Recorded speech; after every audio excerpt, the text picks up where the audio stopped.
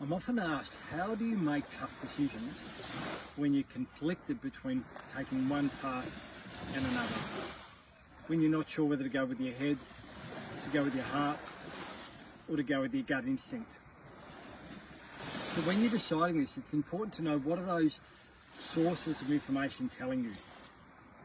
So let's look at them. Your head's telling you what are the facts, what are the logic surrounding your circumstances, what's practical, what's realistic.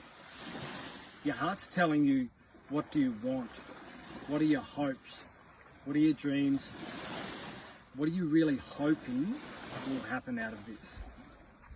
And your gut, your instinct, your intuition, that's coming from inside, coming from you. It's like some natural instinct, an ancient wisdom that you don't have to develop, it's just there naturally. And when tough decisions are there, they're there because you've got an information overload. You've got so much information pouring in that it's hard to sort out what's really important from what's not.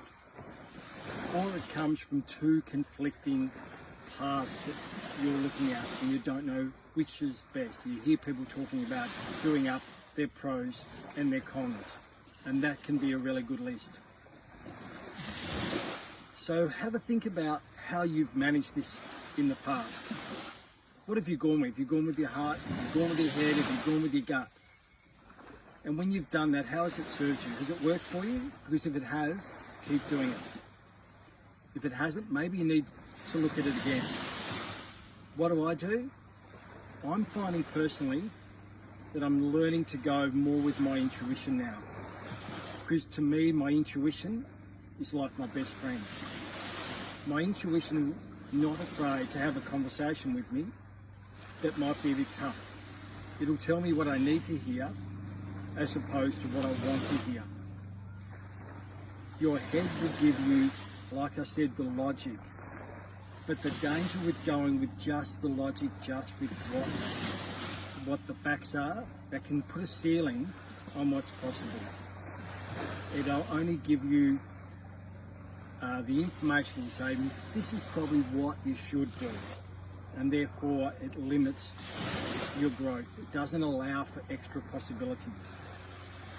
Your heart, follow your heart, you hear that a lot, and that's a really good philosophy, but there is a danger with it because sometimes we want something so badly, we lose a sense of clarity about the information around us. It blurs our thoughts. So that's why I'm leaning towards intuition, because your instincts are pretty much always right. That's why they're called your instincts. How to tell whether your instincts are your instincts or not? That's the next question. People say to me, how do I even know that's coming from my instincts? How do I know that's not from something else? So there's two ways that I decipher that. One I decide is if the information I'm getting, is it coming from me or is it coming to me? If it's coming from me, then it's your instincts. If it's coming to you, it's not. The other way to tell is are you keep getting the same message? Because if it's your instincts, you're going to get that message again if you ignore it. Because life has a way of whacking you when you don't hear something or you don't see a message. If it's not your instincts, it'll be something that'll come and it'll pass and it'll disappear.